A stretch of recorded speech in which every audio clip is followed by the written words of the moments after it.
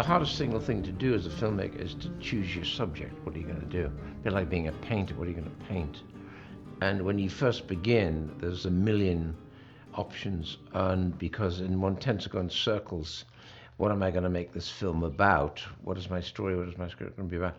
As you get more experienced or get more, older, your choices become more focused. So right now, this time, I only have about 4 things really in process, in development, that are fundamentally written and are being polished. So off that, and I don't have a list of 40 or 50 subjects. And when I first started, I didn't know what to do other than the fact I knew I wanted to make a film. And I couldn't get a camera until I wrote a script, which is the best lure in the world. You want that Bolex, which is a clockwork camera, you gotta write the screenplay. So I, at that moment, was into James Joyce and particularly Ulysses with all his descriptive, wonderful descriptive passages. And so for the moment, I became James Joyce for about a couple of months, where I sat down, literally wrote a screenplay. Off the screenplay, I got to borrow the film and got the camera, and having got the camera, I made a film with my brother, which is called Boy and the Bicycle, which actually I thought was the starting box. Thereafter, I never made a film till I was 40, never got a shot till I was 40.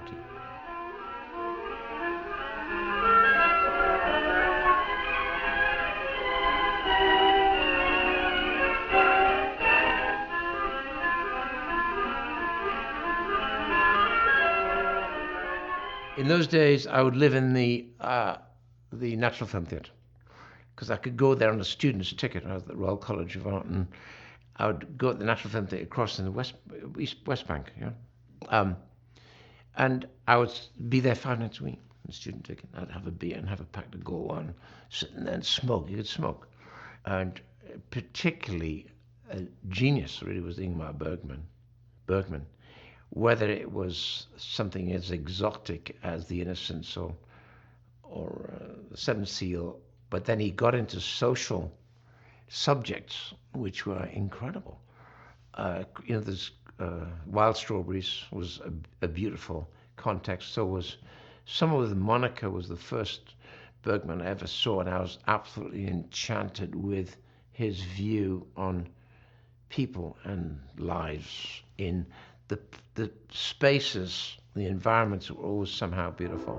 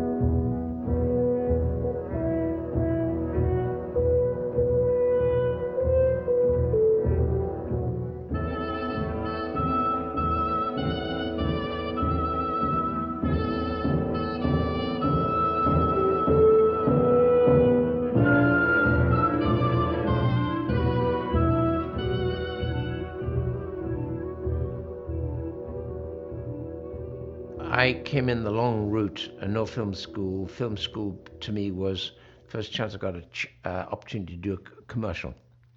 I was an art director first. I was a good art director. I got jumped into a seniority at BBC to be a designer. And because of my senior position, they decided to give me a production course at BBC to enable me to kind of realize what a producer, the difficulty a producer and director had of getting these shows onto the air. It was fatal to give me that because the course lasted 6 weeks. And in so doing, I had a studio at the end of it all with as if airtime conditions with 6 cameras, full rehearsal, and I would get to record it at the end of the day. And so and you had very little money to do this. I decided in one day to actually do a potted edition of Paths of Glory, which is entirely stupid, really. But I somehow narrowed it down to, in my naivete, I'd do the battle scene in Wimbledon Common, the Somme on Wimbledon Common with 3 or 4 people with bayonets and head and lots of smoke and stuff. And then I would do the resolution, which is to teach the others, to encourage the others, where they executed people. I did the courtroom as a set, but it was the first real discipline. At this point, I think I was 26, 27. First real discipline to say, what's the play? What are you going to do? How are you going to put it down? You've got to script it. And so also, because I'm dealing with 6 cameramen, there's no cameraman for me to actually talk to other than camera one. There's 5 other cameras. What happened was it was a fantastically good show. So off it, I was offered a program to do the following week. And the criteria was, there's the script. You've got Office 2012 in the television center. Here's your PA. You run live in 3 weeks. That was it. That was it, which I thought was crazily irresponsible. And I just sat down with unfortunately, my PA was a terrific woman who had been through many battles of live television. So I had to sit and cast the thing with her with the 2-book spotlight. I'd say, what's she like? She said, no good. She's good. So we wrote a list. We cast it that way. I met them in outside rehearsal, and it was the blind leading the blind. I was terrified of actors because I didn't know how to talk to them. So everything tended to be how it would look, and stand here and go back there, move here and do this. So it was kind of cart before the horse, really. And I was on this learning curve where I made quite a few mistakes.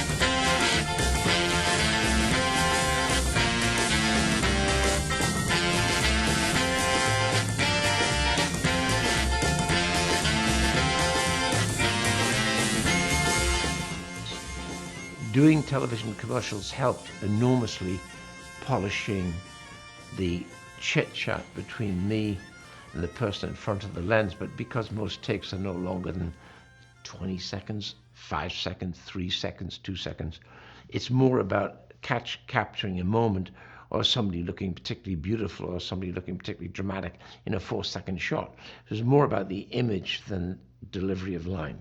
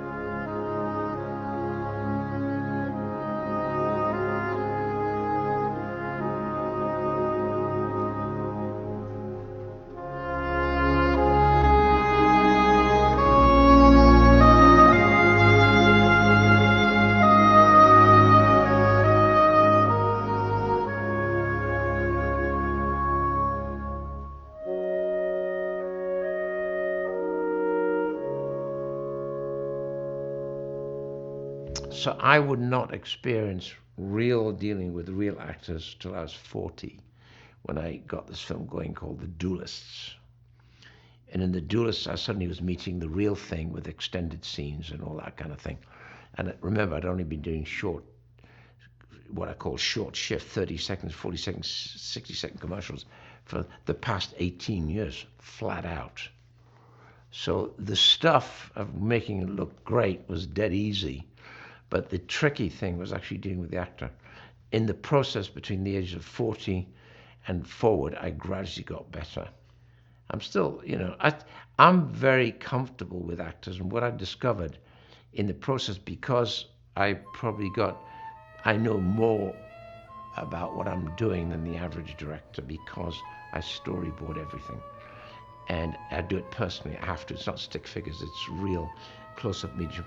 So I'm already boarding in relation to this locations. I've seen other sets I'm planning. So I know exactly organically how a scene's going to move. And that confidence bleeds to the actor. So I found inordinate trust almost immediately. And because I said, you're going to do that, you're going to come in, you're going to do that, you're going to do that. And they would go, okay. I said, so then I realized, stop rehearsing, because when you rehearse, inevitably the actor will do it and you think, damn, they just did it. So I would then say, right, stop, we're not going to rehearse, we're just going to walk through for focus and marks. Then I'm going to, on the first take, we're going to shoot, we're going to film. And there was always this horror of filming as if you're running through gold dust through the gate. And you're not, you're running through nothing. You're running through a bit of celluloid, or digitally you're running through nothing. So to not be turning on your first take, you're out of your goddamn mind. Because inevitably the actor is locked and loaded, and they will deliver mostly all of what you want within the first or second take. Everything after that is a revolution of what you thought you had when you weren't turning.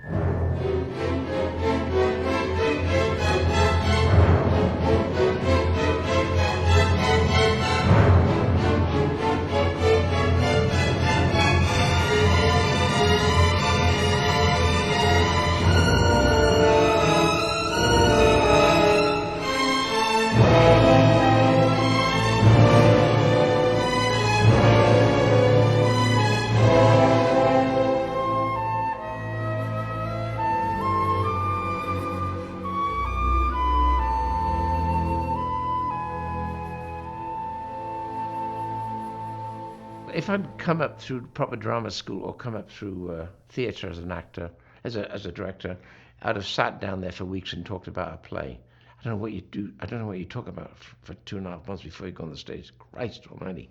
So, and that, God bless theatre. But my theory to the actor, and suddenly narrowed this right down to the truth, to the heart of the matter. You're a theatre actor. Every night, you're going to stand in the wings next to the curtain, and out there is a void with 300, 400, 1,000 people.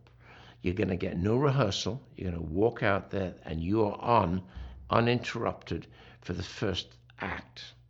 So to me, when I'm saying, listen, I don't want you to waste what you've got juiced up. I want to be turning when you come out from that curtain, which I'm saying action. So they say, that makes sense. Then I know. So let's do it. So when you do that, plus I always work with a minimum of 4 to 6 cameras, a scene that's scheduled to shoot by the end of the day, let's say, I'm done by 11 o'clock.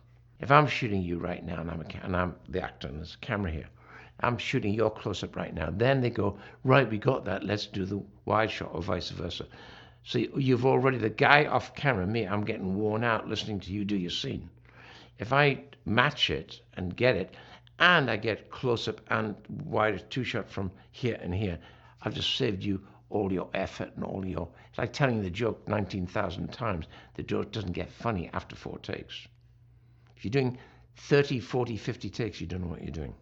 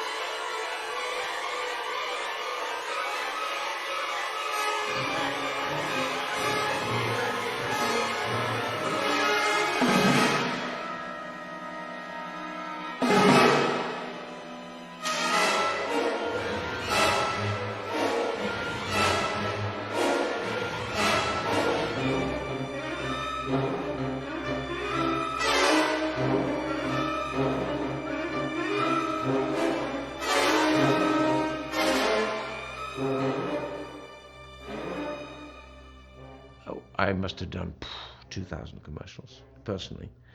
Uh, I operate on all of them. So by being an operator, you are not only uh, very intimately connected to the actor or the whoever's in front of the lens, because when you're shooting, normally it would be a reflex camera. So like that's like still photography. I'm looking right into you, so I can do this and talk to you. Okay, I was told this is not the way we do it. Directors stand back and say action darlings and shit like that. Okay, I don't do that. I would actually back off and say, hey, come here, or I'll walk around and talk to them. Okay, and that was right through my commercial career. When I came to do film, so the relationship with the cameraman was very important, because I'd say, you know what, the light coming in the back there, can we switch the lights off in the room? Can I see the room without any light on? Just light to the windows, because my time in commercials, I noticed that the interiors, for the most part, weren't terribly good. A day scene inside a room, the day scene would frequently be brighter inside than outside, so it all looked phony to me. And one day when I was doing a commercial, I sat there and watched the lights being switched off. And I said, stop right there. I said, oi. The cameraman was called Stan Pavey. A lot of people in the business, me, just about recognize Stan Pavey. I said, Stanley, just look at this. I want to shoot the room like this after lunch. And he said, dear boy, he said, if you do that, it will be black and will not televise. I said, Stanley, I simply don't believe you. I want to shoot it like this. And guess what? We shot it like this, televised beautifully. So I started the process of close communion with cameramen. In other words, light it naturally. Start by lighting through the windows and then see what you got. See where you got to fill it. Today, you've got digital cameras that see better than eyesight, so you don't even need to fill. So there was always this close communion between what was coming through the lens and the guy with the technical know-how. I tend to line it up, and then they would say, that's nearly impossible, but we can do it. So I always need a great camera. I've seen things you people wouldn't believe. Attack ships on fire off the shoulder of Orion. I watched sea beams glitter in the dark near the Tannhauser Gate.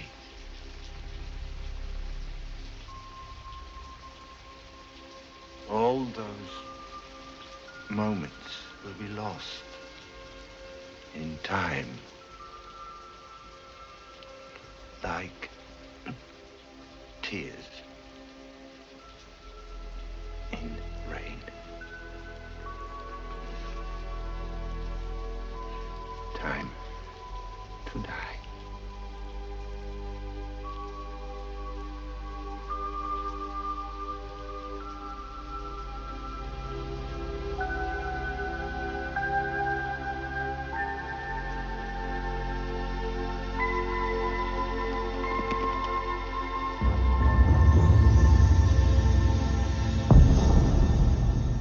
Biggest challenge really was to get a film going. I started my company when I was 27, and the company became very successful immediately. And so we were successful flying for till now. A bit like an old rock and roll band, you know, we should look better, taking better care of ourselves. Getting the business going was easy. It just took off because I think I knew what I was doing and I had an eye. And so there was me, and then 5 years later, made my brother join me in the company, Tony Scott. So suddenly there were two of us. Then I realized that we would do film at some point, far farther away than I ever dreamt. But I thought it'd be just around the corner. And so we started bringing other directors to actually make a team, a stable of thoroughbreds, if you like. Good guys who would shoot, and we all had this view that one day we would do feature film. Hugh Hudson was with me for almost 7 years, right? So in that level, it's kind of very healthy in-house strategy. Shoot commercials, deliver the best you can. Meanwhile, you're working towards making a feature film going. I never dreamt I wouldn't get anything going till I was 40. So that was one of the biggest challenges. I kept getting turned down. My reel would be contemporary today. 40 years ago, I would show you a reel now. Well, you'd go, was that made yesterday? So the reels are really good. But at that moment, the feature world could not connect with a director who'd only done 30 seconds or 60 seconds. Today, everybody and their mother comes out of television commercials. Couldn't get going then. Alan Parker, there were three. There was Alan Parker, there was Adrian Lyne, there was me, they were all of the same age. And to be honest, there were others, but nothing in this league. I know that. And then the first one to come along really in the league was my brother. Hugh Hudson, definitely. But there was not many. And we all were a little slow in getting going. David Putnam, Lord Putnam, got Parker going, Lyne going, and then finally me in exasperation got me going. I was third up.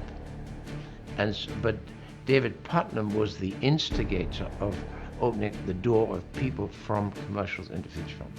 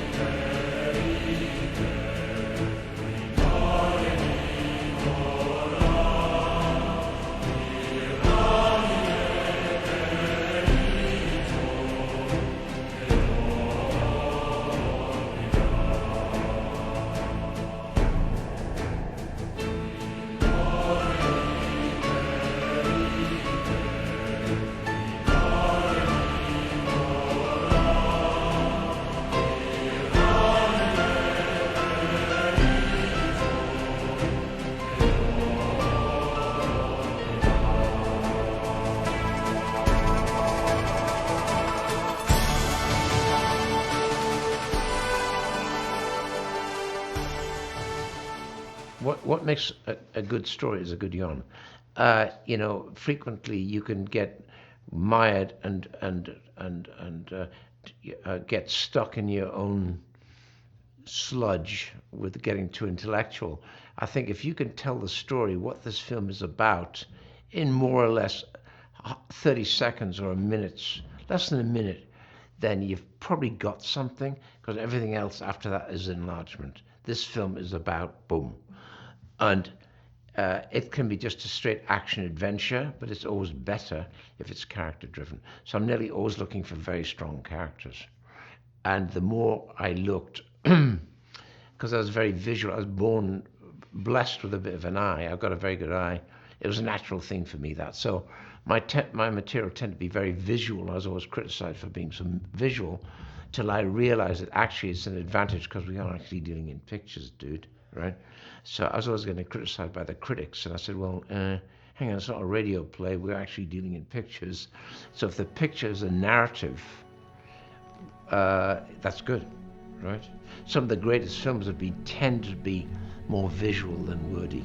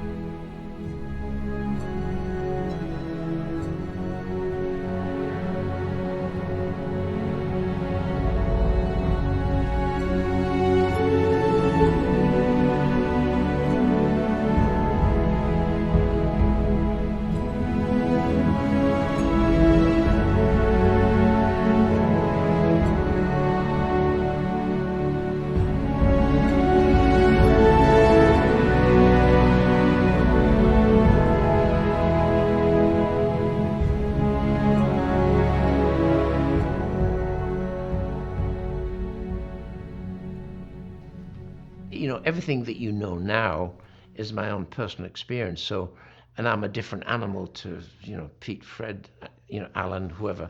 We're all different human beings, and therefore I react to things in different ways. So there's no generic learning process. The one learning process is to get a camera, go do it. There's no excuse right now where you haven't got celluloid running through that. You can organize 3 buddies this weekend, go off and make a goddamn movie. The first requirement of anybody to do this job is inordinate stamina. If you ain't got stamina, don't do it. You got to drive the bus. You have to lead the way. That's the term direction. That's what it's about. If you're nervous and ninny, don't do it. If you can't thrive on stress, don't do it. Okay? Because you got to embrace stress. Stress for me is being inactive. I get very stressed if I'm not working. If I'm working and it's coming every direction, I'm completely relaxed. I think also authority is terribly important. So even if you're pretending that you know what you're doing at the beginning, try to pretend properly.